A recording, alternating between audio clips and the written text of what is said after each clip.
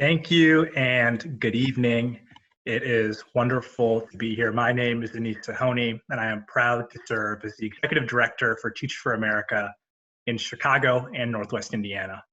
Thank you so much for taking time to be with us this evening virtually. I have to admit, it feels a little uncanny to not to be able to see you all, but I'm really grateful to know that you're out there and thankful for your support. So next week is Teacher Appreciation Week. So I thought I'd start by thanking my daughter Naya's co-teachers, Mrs. Andrade and Mrs. Correa. Naya really loves being able to join the 9 a.m. morning meetings and the opportunity to see her friends. And I know that the two of you are two of thousands of teachers who are doing incredible things as we transition to remote learning in these uncertain times. And I'm incredibly grateful. I've been looking at my social media streams recently, and I'm realizing that parents of school-age children are really starting to, if they didn't already, appreciate how important a teacher is. My friends are saying, gosh, teaching is so hard. Teachers should be paid $1 million. And I couldn't agree more. Our teachers are the people, our educators are the folks that really help to make sure that our students can live into a future filled with possibility. And as I've been talking to students and families, I know that they are crystal clear on what they want for their future. Recently, a student from Intrinsic Schools shared with us, I want to have a job that I enjoy, a job that is meaningful and allows me to be good financially. A parent at Chavez Multicultural Academic Center shared, I dream that my daughter has a better future than me. For our students and families living in the south and west side of Chicago, this path to the future was wrought with challenges prior to the pandemic. And now, given the inequity in our society, our families are deeply concerned. They're concerned about their finances. They're concerned that their children won't have access to educational opportunity. And they're understandably concerned. It is likely that students will start next school year 3 to 6 months behind in reading and math.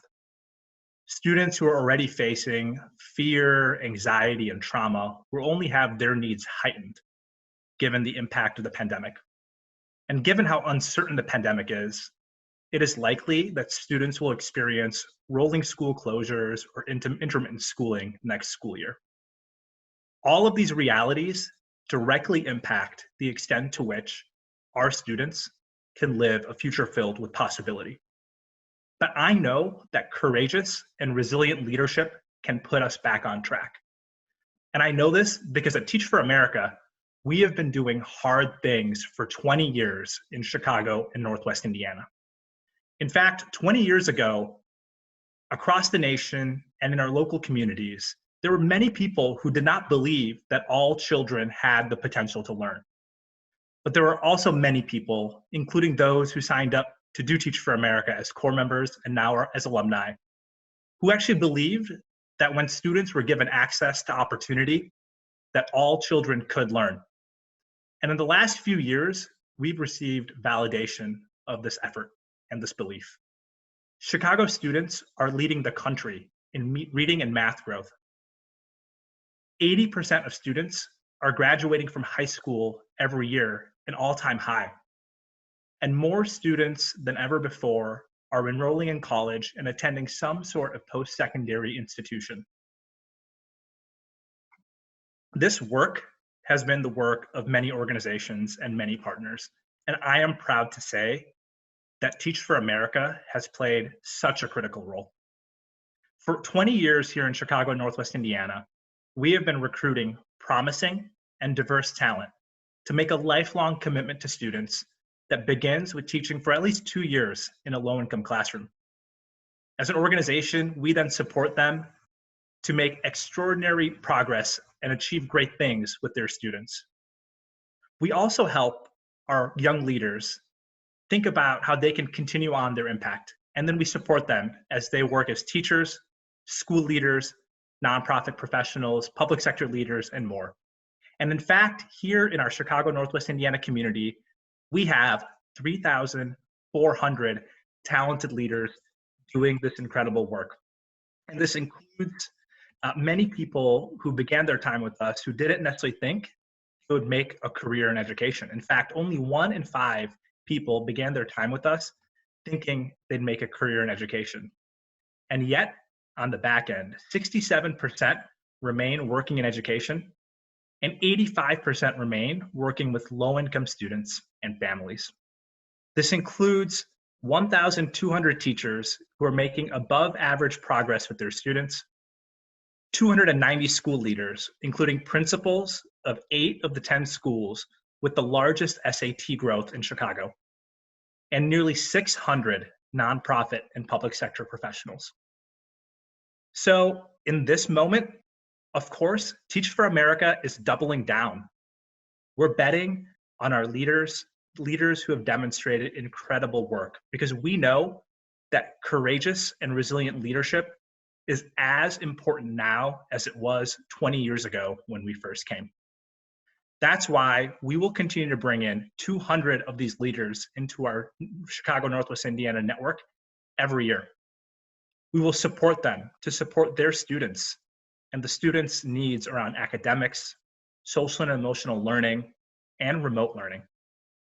We will also make sure we connect our core members and our alumni to one another and to other partner organizations.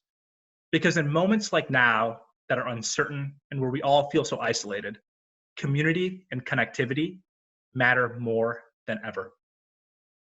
I know we will show that in uncertain moments, there is nothing uncertain about how our network of leaders will respond with courage, with resilience, and with resolve. In 2030, our Chicago Northwest Indiana network will be full of leaders, 5,400 leaders. We'll still be growing, and we'll be impacting 200,000 students every single day. In 2030, many of our students will be entering the workforce.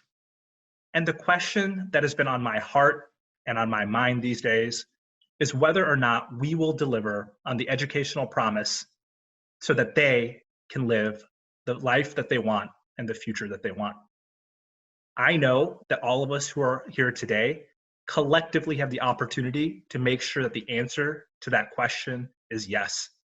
Teachers, school leaders, educators of all types, civic leaders, and philanthropists, we can all come together to create a different future and make sure our students have a life filled with possibility.